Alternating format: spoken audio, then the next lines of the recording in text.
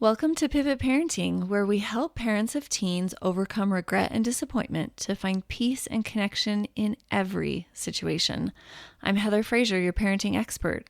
Journey with me to discover effective parenting tips, improve family relationships, and build a brighter future for your kids. Buckle up, things are about to get better. Hey, my friend, I'm so excited to be here with you today. I have a special treat for you that I hope you enjoy. For my podcast, I'm going to drop my book, my very first book, How I Fixed My Teen. And this book is an Amazon bestseller.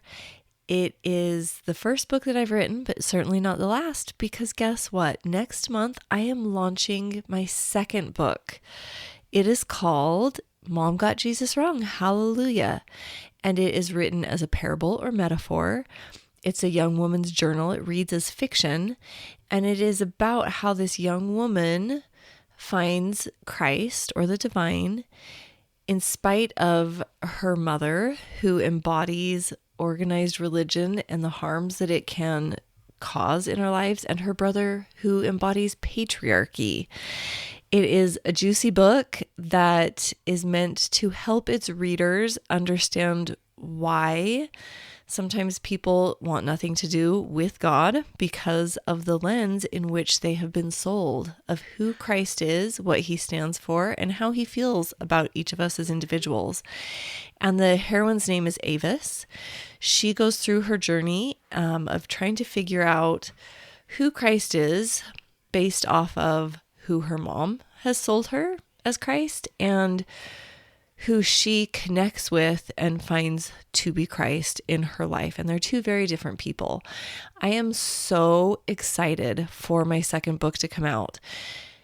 I understand that this is a parenting podcast, and while the book that I'm going to introduce you to in the next week or two is directly related to parenting, my second book is parallel to parenting, because in my practice, I work so much with parents around religion. Their child is joining a church that they don't like. Their child does not want to embrace the religion in which the family has raised them in. We see God and Christ differently, and this doesn't have to be an impediment in our relationships, but so often it is. And this is really sad because the Jesus that I know wants families to be kind, loving, inclusive, and does not want his name to be a source of contention. And so I have tried to unwind this in the most compelling, intriguing, dare I say entertaining. I hope that it's entertaining, but I hope that it's so much deeper than that sort of way, so that you can find a Christ that feels nurturing and compelling to both you and your children. So this is the first of a very long series. We're going to be dropping these episodes for 9 weeks, September and October of 2025. I hope that you enjoy it. Here it is. Stormy Ocean Publishing presents How I Fixed My Teen and My 9 Essential Steps so that you can do the same. Written and performed for you by the author, Heather Frazier. To the mothers who feel unseen while giving their entire self to their babies, I see you. Thank you to my husband and children for allowing me to share our story. It is a great strength to be vulnerable, and I will forever appreciate your personal strength, coupled with your belief in me to share my truth. I love you with my whole soul, every cell in my body, and the space between. Thank you to my coach, friend, publisher, and mentor, Carrie. She was the one who told me I could write this book. She also told me how much she loved it when she read my first draft, and that was freaking awesome. Thank you to my friends, sisters, and brothers who mentored me in becoming an author. Thank you to my parents for teaching me what love is so that I could also teach my babies. And a forever thank you to my heavenly parents who guided my words, sassy and all, to know exactly what to say and share, especially when it was hard.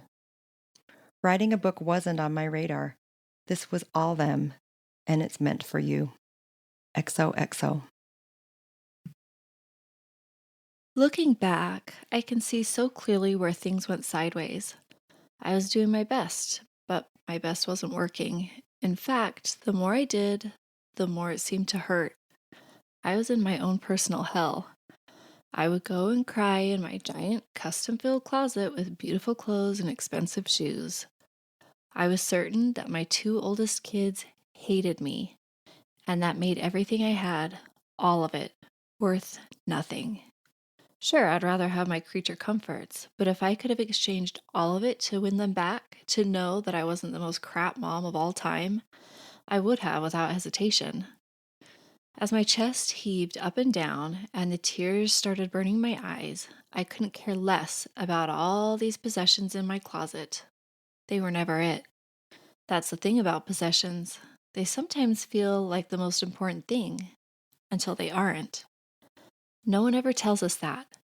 We are told to create the American dream. But what if the dream isn't about things, but relationships?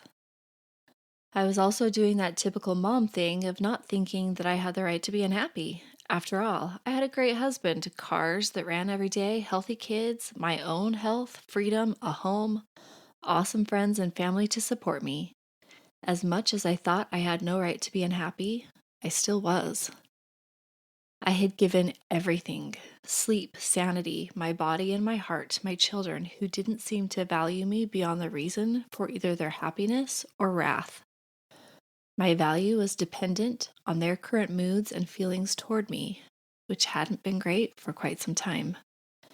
And so I was alone in this miserable place, a black void where there should be joy, all while silently looking insta-perfect.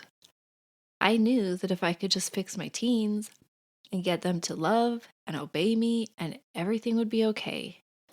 I was willing to give away every single pair of shoes and every handbag to make it happen. But the problem was, I couldn't find someone willing to take my entire UGG collection to fix my kids.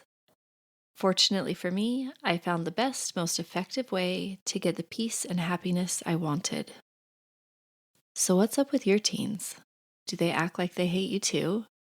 Do they argue with you, lie to you secretly or not so secretly, wish they had another mom?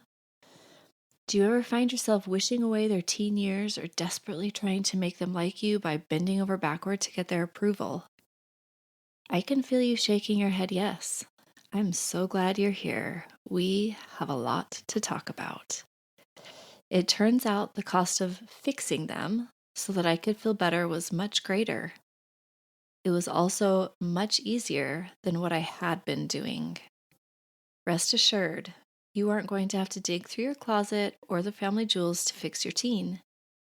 I'm here to share with you what it took for me and how you can do it too.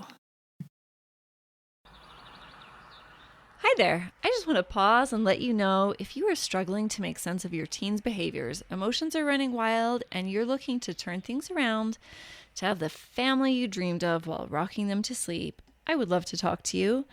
I want to give you a special, powerful gift.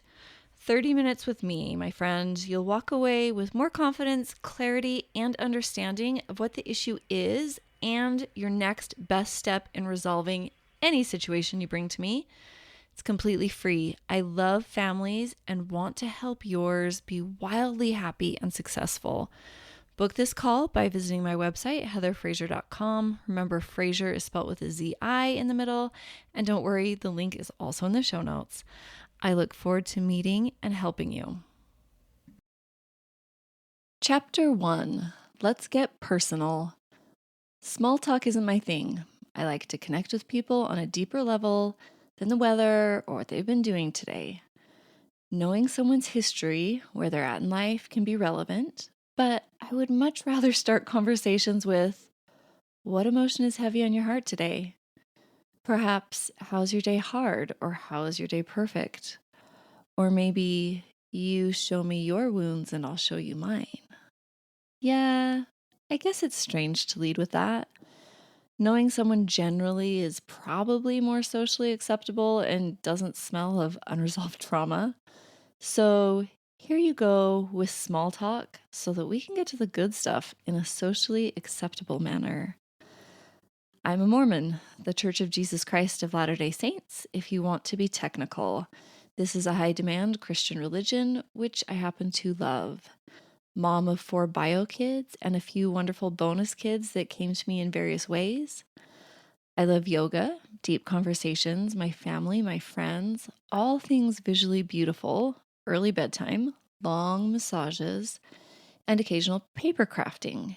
Did you notice that I handmade the cover just for you? But more on that later. I love the beach, early morning snuggles for my baby girl, highly animated people so that I can be entertained without having to do the entertaining, compliments, nice restaurants, comfy clothes, expensive shoes, my savior, things that seem at odds but make sense together, and feeling myself grow. Sister time is the best, as well as hot dates with my husband, laughing so hard I get a stitch, singing out loud to music in the car by myself, and so much more that I'm getting carried away with it. Still, my favorite thing is deep connection, feeling seen, knowing another soul, and them knowing mine. So let's get to it. Now that we finished with that, why don't you cozy up next to me so we can read my journal together? See, I told you, straight to the nitty-gritty with me. My journal that my kids would sometimes draw or write in. October 2008, a letter from Lark at 7 years old.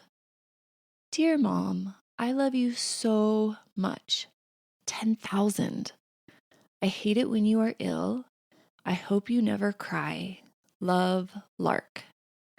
With the stick drawing from the top of the chapter of her and I together. Lark had seen me have a meltdown a day prior. To be honest, I wasn't sick. I was having one of those moments that we all have. One of those days when everything felt terrible. I felt like the most useless person and wondered what I was even doing. I made an excuse that I didn't feel well, but she's always been able to see to my heart, even if her 7-year-old brain couldn't articulate it then to call me out.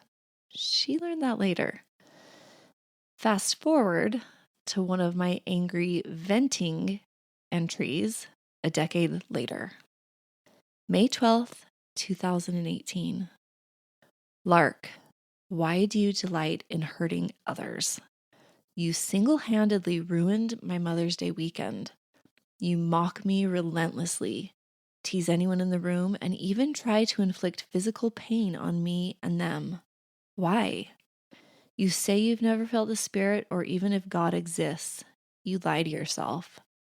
What darkness has such a hold on you, and when will you recognize it and banish it from your heart? I miss you. Please come back to me. Okay, I want to clarify something since you and I are now best friends. A lot has happened in the decade between these two entries and in the years since. I don't remember that weekend at all right now as I write. I remember that I cried a ton and I thought Lark was unbearable for many years. My closet was my favorite place to go cry. It's in a far corner of the house, so I won't be heard. I didn't want anyone to know, especially Lark, that I was so upset. I felt that she would have gloated over her victory. I felt like she tried to wound me, and so I avoided her as much as I could without detection. New bestie, I want to look into your eyes and tell you that it's okay to admit your teens are unbearable. To know that your baby is gone and you don't know the person living in their room. It's okay to tell me you don't like your teen. I have done it before, and now, as a life coach who works specifically with parents on their relationships with their teens, I have heard it confessed countless times.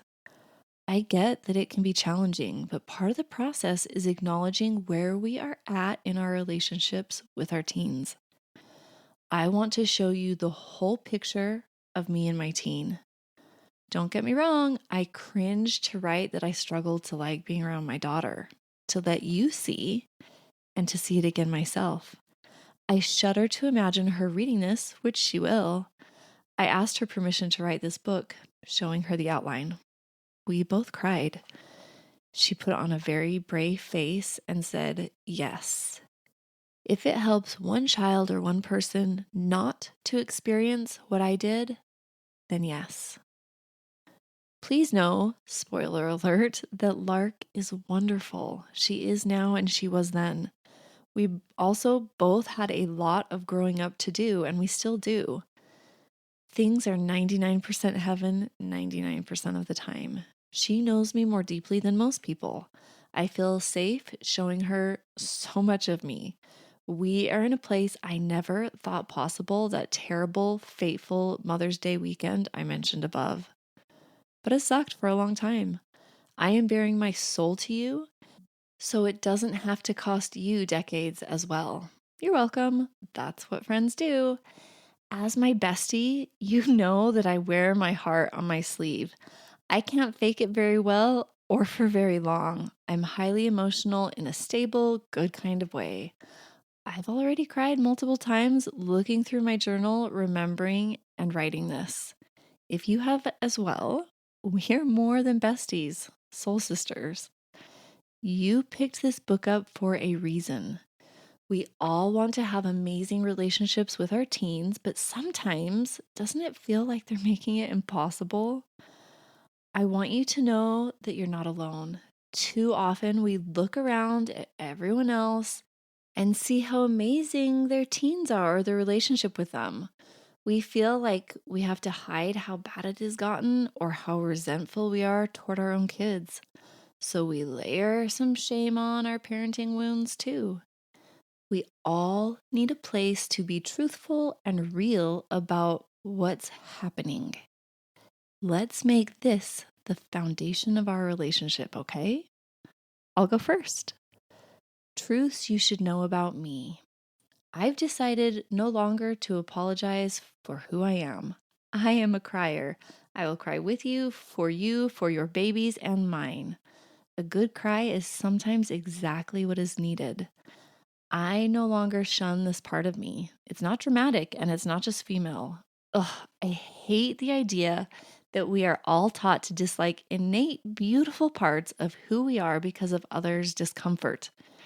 It just makes it harder to understand and cultivate all of our divine attributes. I cry to release energy and mourn with others.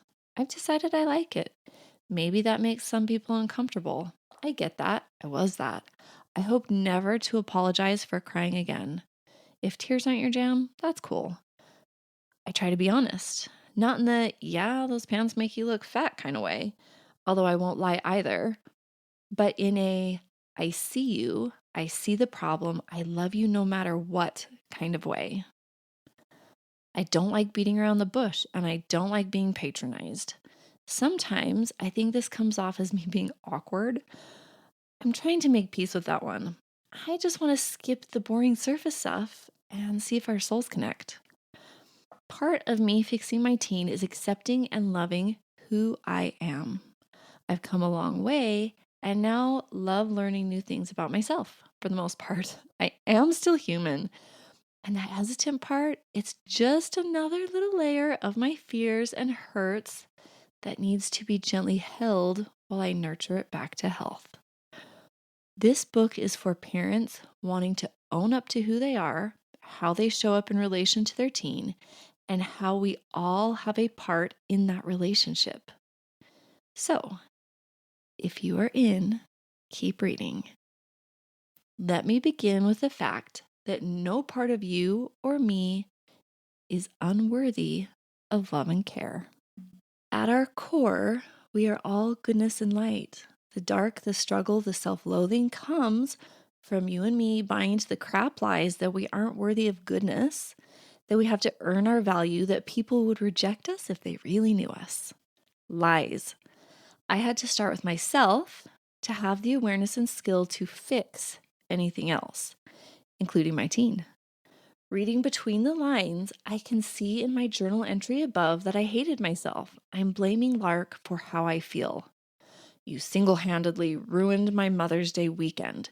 You mock me relentlessly, tease anyone in the room, and even try to inflict physical pain on me and them. Please come back to me. blaming your baby, no matter how distempered they're acting, is like hating your height. There's nothing you can do about it but feel self-contempt, which is where hatred can take hold, which is where I was. I hated my teen, and that made me hate myself even more for hating her. I was the victim of my villainous child. She was the reason for my pain, and I believed she liked it. Double ouch. Please consider, who are you? Who are you with your teen? Who are you with your partner, family of origin, or friends? Who are you with yourself? These things matter. I was such a people-pleasing chameleon that I didn't know how to be me. I danced around for over a decade trying to be the mom that kids liked, the mom that they would respect and obey. Because if my kids liked me, respected me, and obeyed me, that meant I was a good mom. That meant I could love myself. If they behaved well, others would see them and therefore me as good. Then I could rest easy and know I was doing a good job and everything would work out just fine. The truth is, shape-shifting is hard work and it doesn't produce goodness, just resentment and exhaustion because it doesn't work long term. BFF, best friend forever, obviously, I am a really good people pleaser in recovery. I learned from the best. My mom is a freaking saint and doormat. But if you asked her, she would probably say your happiness is hers. I have found that this isn't just something my mom thinks, it's generational. Many older women believe their worthiness is based on their children's well-being and happiness. I love this generation of women, but it kills me to think that they raised kids believing their worth was based on their kids.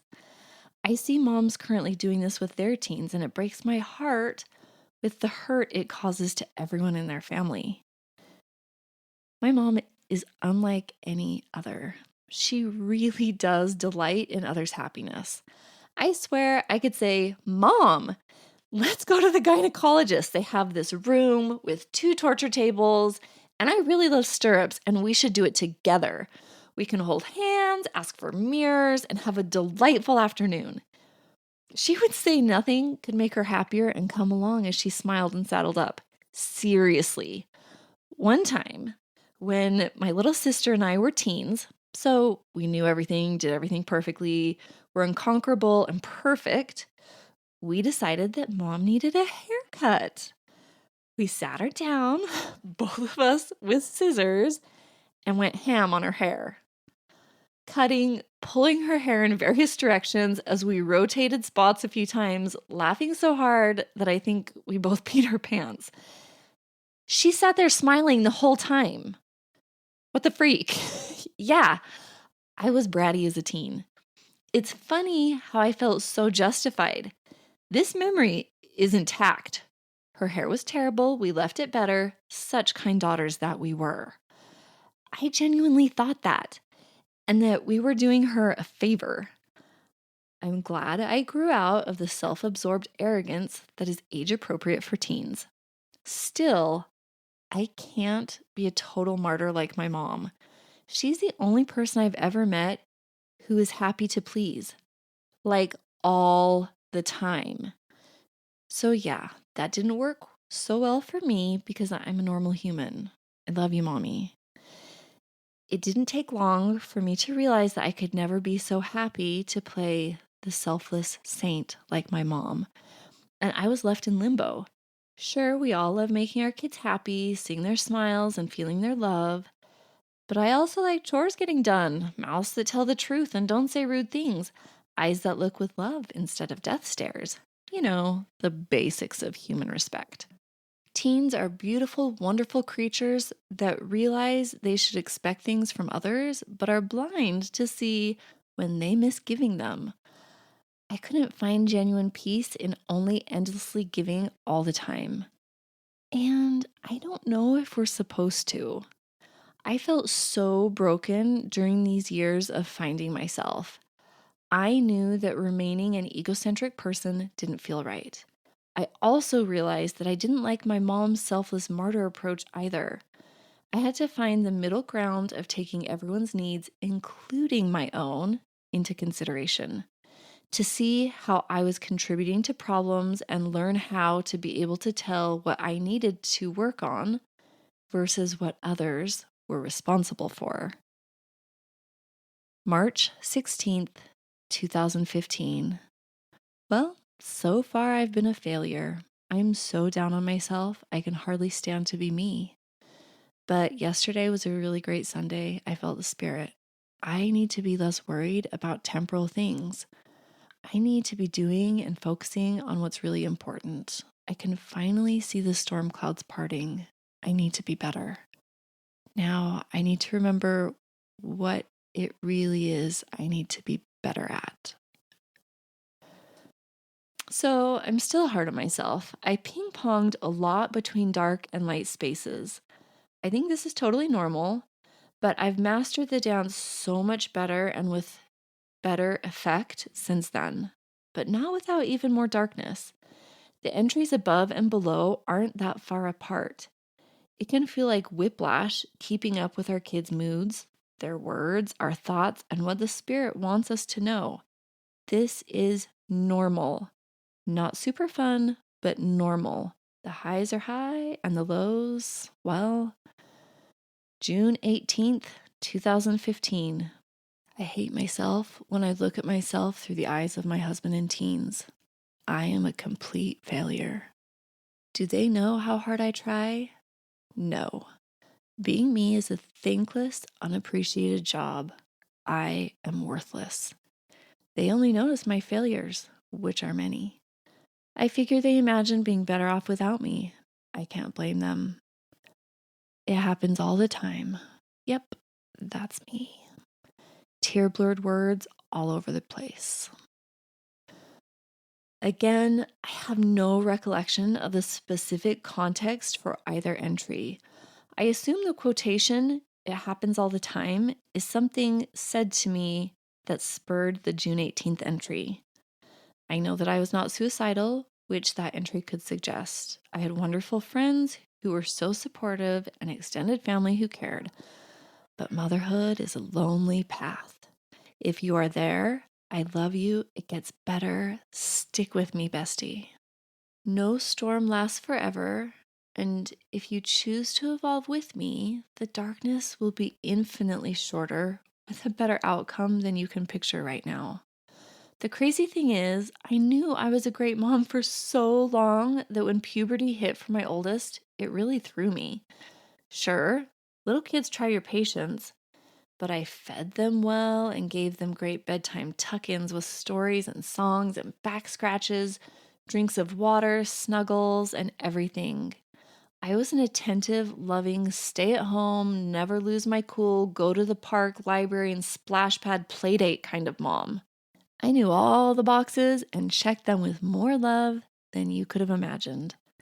I love nurturing my kids and others. And then one day, it didn't work. What the freak? What to Expect When You're Expecting needs a sequel called What No Other Mother Tells You Because of Shame and How Bad It Sucks. Maybe that should have been the title for this book. Would you have picked it up to read? Back to my 2 journal entries above. Obviously, I made it all about me, that I had failed, that I was broken, that I had to fix it, or I was a failure. How do you feel about who you see through the eyes of your kids, husband, and self? What are your strengths, wounds? What does you need to hear? Psst, it's safe to tell her that it doesn't matter, that she's good enough as is, that she's worthy of love right now. Please, bestie, don't waste more time buying into any other tragic story. They never end well. Are you ready to have a good, clear look at yourself, your child, and the situation? Are you ready to find the right balance for you somewhere between caring for both your family and yourself. Fair warning, it's not easy for the weak to become meek, no ego. It's the full measure of one's courage to honestly self-reflect.